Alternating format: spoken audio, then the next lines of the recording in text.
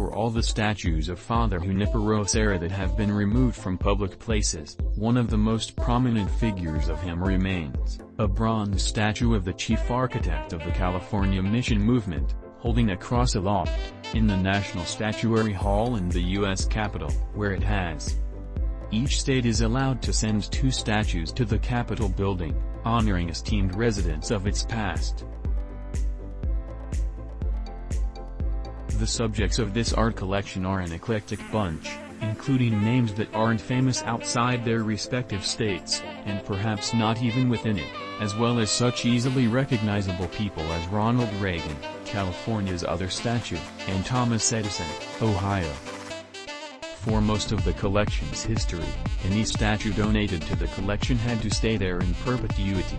Then in 2000, Congress passed a law permitting states to change out the statues as often as once per decade. That's how Reagan entered the scene. In 2009, his statue replaced that of Thomas Starr King, the mid-19th century orator who, though he lived in California for only 4 years, spoke out in favor of rights for Chinese and Black Americans and national unity, messages we could certainly use these fra. King is credited with playing a major role in keeping California from joining the Confederacy. Yet the statue of Serra, which was donated to the collection the same year as King's, remains. Not without controversy. In 2015 there was a legislative proposal to replace it with one of Sally Ride, a physicist, the first American woman in space and strong advocate for bringing more women into the fields of science and mathematics. The move failed because Serra's canonization as a saint that year raised his profile and popularity. But as Governor Gavin Newsom and the city of Los Angeles have shown, by removing public statues of Serra with promises to replace them with monuments to the state's Native Americans, sentiments change.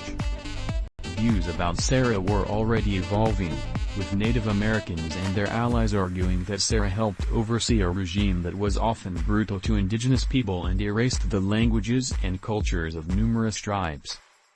Now the Black Lives Matter movement has made both the private and public sectors more aware of the ways in which people of color have been ignored, exploited and kept at a disadvantage in the state and nation. At the same time, the demographics and belief systems of the state have undergone their own revisions.